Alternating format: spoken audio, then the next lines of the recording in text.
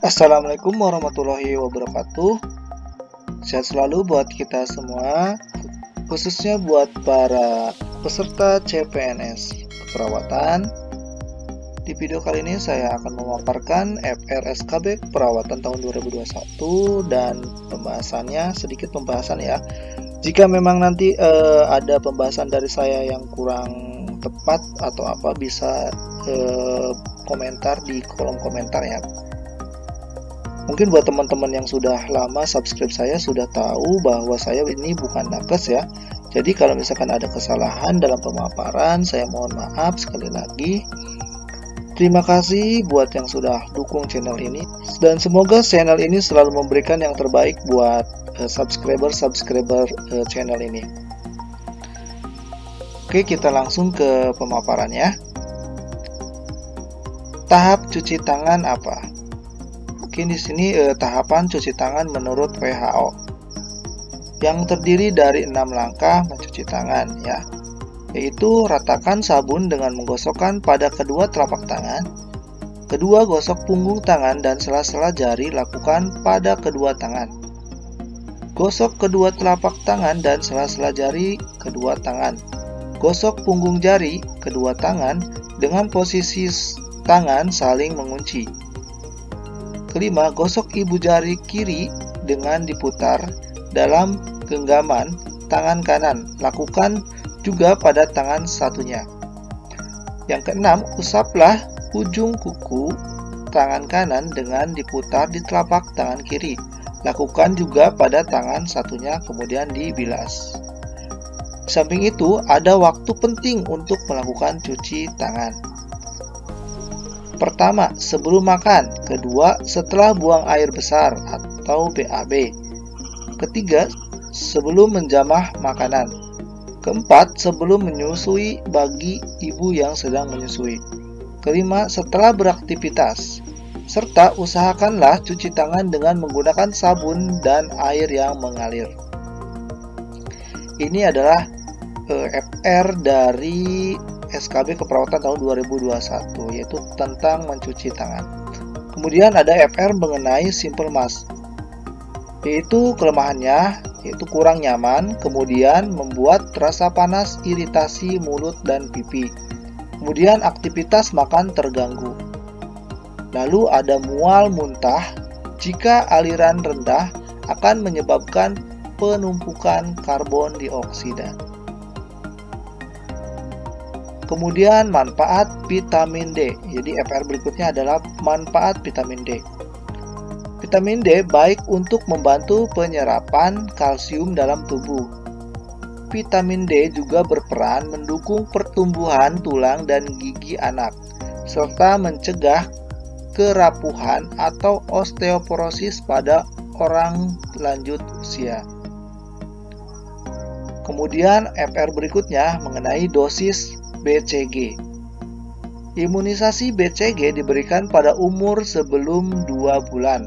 Pada dasarnya, untuk mencapai cakupan yang lebih luas, pedoman Depkes perihal imunisasi BCG pada umur antara 0 sampai 12 bulan. Tetapi disetujui, dosis untuk bayi kurang dari 1 tahun itu 0,05 mili dan anak 0,10 mili diberikan intrakutan di daerah insersio M deltoideus kanan. Kemudian untuk FR APD level 2 digunakan untuk apa?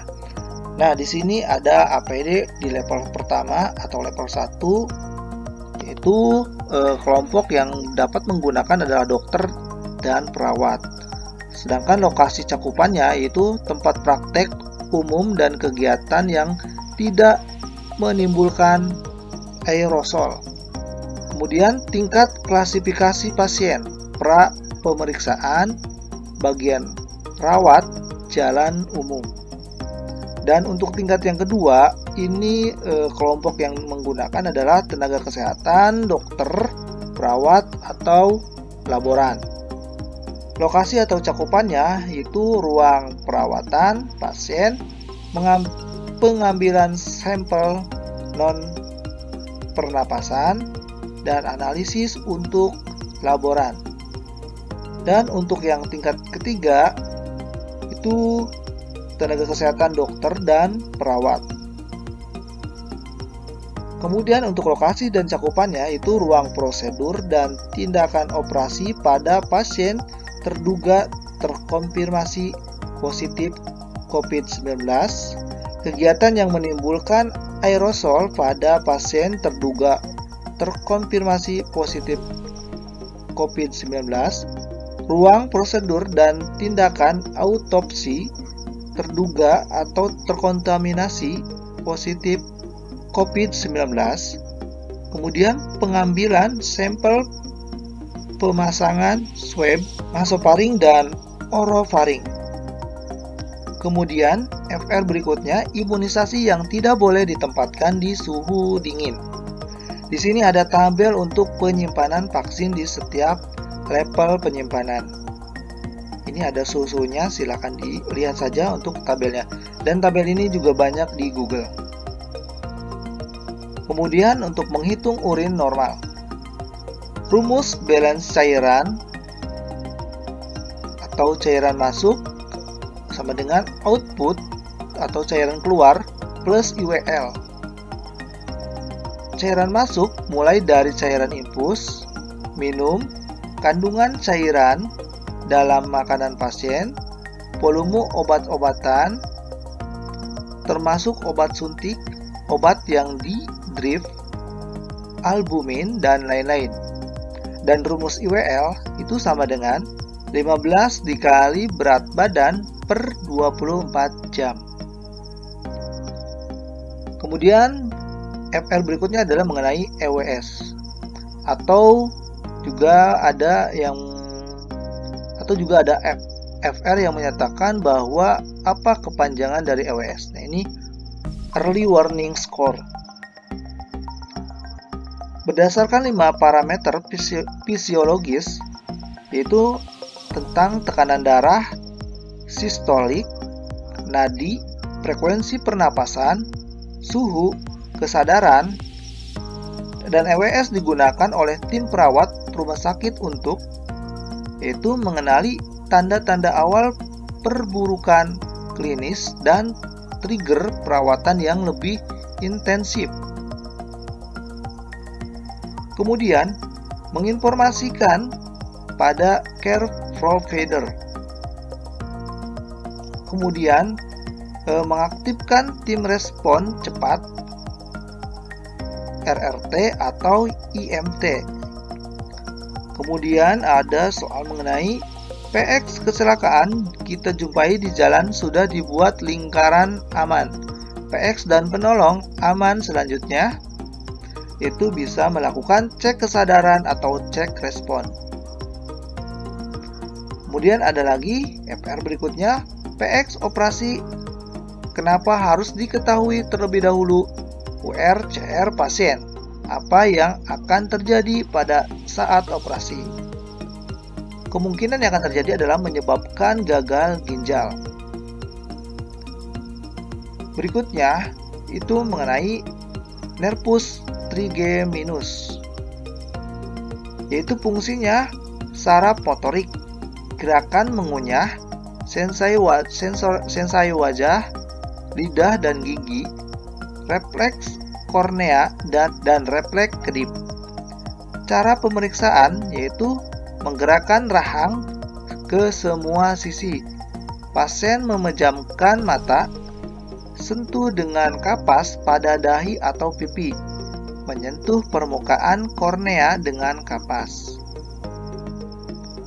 Pada saat posisi yang bagaimana pernapasan kuat, yaitu pada posisi tripod dan proning.